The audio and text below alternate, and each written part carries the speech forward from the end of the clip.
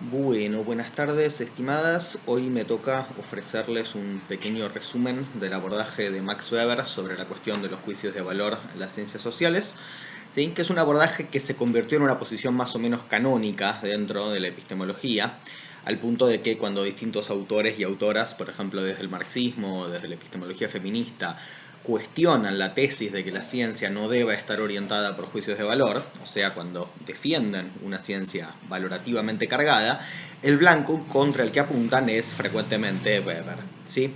Lo que está haciendo Weber es profundizar con algunas particularidades un tipo de distinción tajante entre juicios de hecho sobre lo que es, por un lado, y juicios de valor sobre lo que debe ser, por otro lado, que es una distinción que ya encontramos formulada en el siglo XVIII por David Hume, ¿sí? Que durante los siglos siguientes fue rara vez objetada, que básicamente nos dice que son dos tipos diferentes de juicio y sobre todo que no es posible inferir uno de ellos a partir del otro. En particular, que no es posible inferir juicios sobre lo que debe ser a partir de juicios sobre lo que es, ¿sí? Entonces, si bien Weber se ocupa de negar explícitamente la tesis de que, cito, los juicios de valor se sustraen a toda investigación científica, ¿sí? El sentido en el cual los juicios de valor puedan ser objeto de una investigación científica es muy acotado. De hecho, Weber también nos dice en forma explícita que, cito nuevamente, la ciencia empírica no es capaz de enseñar a nadie lo que debe, sino solo lo que puede y en ciertas circunstancias lo que quiere. ¿Sí? Entonces, por la negativa, lo que nos están diciendo pasajes como este es que ninguna descripción que la ciencia puede ofrecernos sobre la realidad, sobre lo que es, va a justificar nuestra adopción de cierta escala valorativa, ¿sí? O sea, señalar que las cosas deben ser de un modo u otro, a la luz de estos valores. Entonces, ¿qué es por la positiva lo que según Weber la ciencia puede hacer respecto de los juicios de valor? O sea, ¿qué es lo que nos dice que la ciencia sí puede hacer?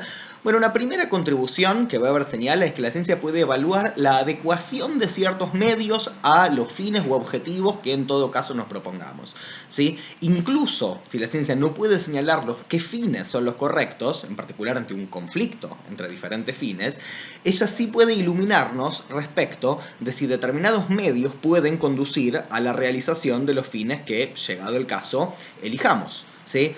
Por caso, que el control de la natalidad y la prevención de los embarazos indeseados sea un objetivo o no lo sea, es una cuestión valorativa. Y acá los valores de quienes defienden la libertad sexual y la planificación familiar se oponen a los valores de quienes, por ejemplo desde el catolicismo, se opongan a la anticoncepción. Lo que puede ofrecer la ciencia, y esto no es una cuestión valorativa, sino una cuestión de hecho, empírica, es información acerca de si tales o cuales medios, por caso, para seguir con el ejemplo simplificado, la educación sexual integral en las escuelas, efectivamente son medios que conducen a prevenir los embarazos indeseados. Entonces, en otras palabras, podemos responder a la pregunta, ¿es determinado medio M útil para llegar al objetivo O? Sin necesidad de previamente haber respondido a la pregunta, ¿debemos proponernos llegar al objetivo O? Entonces, el primer tipo de pregunta, a diferencia del segundo, simplemente se refiere a si cierta acción puede desencadenar cierto estado de cosas y no es sustancialmente diferente de investigar en la naturaleza conexiones causales entre fenómenos, ¿no? O sea, qué estados de cosas dan lugar a qué otros estados de cosas. Weber menciona un segundo aspecto en el que la ciencia empírica puede servirnos para analizar juicios de valor. Lo que nos dice Weber, y esto puede leerse como el modo en que la ciencia nos informa qué es lo que nosotros mismos queremos, es que es posible obtener un conocimiento científico de cuáles serían las consecuencias de la realización del fin. En particular, qué otros fines podríamos tener que sacrificar en la medida en que apuntáramos a la realización de uno de estos fines. Pero de nuevo, sin necesidad de haber respondido a la pregunta, ¿debemos plantearnos lograr este fin? Podemos responder la pregunta, ¿qué otras cosas sucederían si lográramos este fin? ¿Sí?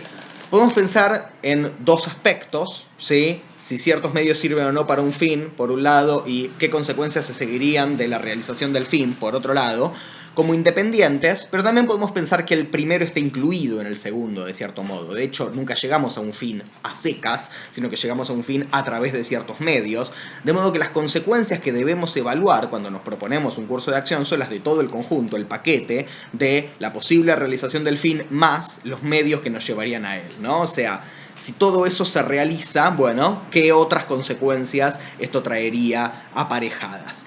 Pero de nuevo, Para Weber, poner de manifiesto las consecuencias a las que llevaría, ¿sí?, nuestro fin o nuestro fin más los medios para llegar a ese fin, no implica llegar a una decisión concluyente acerca de si el fin en cuestión debe ser buscado o no, ¿sí? Para apelar a un segundo ejemplo también muy simplificado, y en este caso más de coyuntura. Supongamos que se podía prever, creo que se podía prever, que la implementación de una cuarentena precoz en la Argentina para enfrentar al COVID iba a tener consecuencias económicas devastadoras. En ese sentido, la persecución, la búsqueda de cierto fin, a saber, evitar el colapso del sistema de salud, podía implicar, de un modo previsible por la ciencia, el sacrificio de otro fin, a saber, del fin de evitar una contracción económica demasiado grande.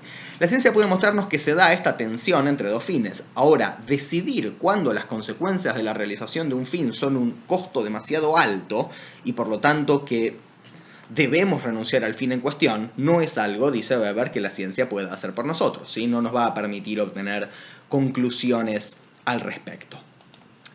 Ahora, por otra parte, aunque Weber no lo enuncia explícitamente como un tercer aspecto diferenciado de los otros dos, me parece que podríamos identificar un tercer sentido, un tercer modo en que la ciencia puede resultar iluminadora en nuestros juicios de valor y que concierne al análisis puramente lógico de nuestros juicios de valor. Análisis que se puede distinguir de la evaluación empírica acerca de lo que sucedería si se realizara efectivamente el fin en cuestión.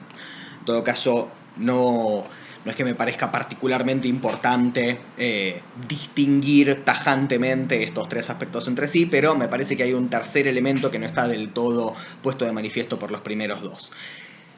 Es posible señalar, y esto, nos dice Weber, es una cuestión puramente lógica, que ciertos juicios de valor implican una contradicción, o que, por el contrario, no implican contradicción, o sea que son coherentes entre sí. Un nuevo ejemplo. Supongamos que yo enuncio el juicio de valor, deben respetarse incondicionalmente todos los derechos humanos. Y, además de eso, acepto, como mucha gente hace, que el derecho a la vida y el derecho a decidir sobre el propio cuerpo sean efectivamente derechos humanos. Si me comprometo con esas tres cosas a la vez, alguien me puede mostrar que estoy comprometido con una contradicción, que estoy cometiendo una contradicción, porque frente a fenómenos como el aborto, yo no puedo al mismo tiempo defender un derecho incondicional a la vida y un derecho también incondicional a disponer sobre el propio cuerpo. Ahora, una vez más, que la ciencia me muestre mediante el análisis que mis juicios de valor son contradictorios, solamente prueba que tengo que cambiar de algún modo estos juicios, pero no resuelve la cuestión de qué parte de ellos debo sacrificar para poder adoptar una actitud coherente. ¿Sí? Hasta acá entonces una primera aproximación a la cuestión que seguiremos profundizando en nuestras clases.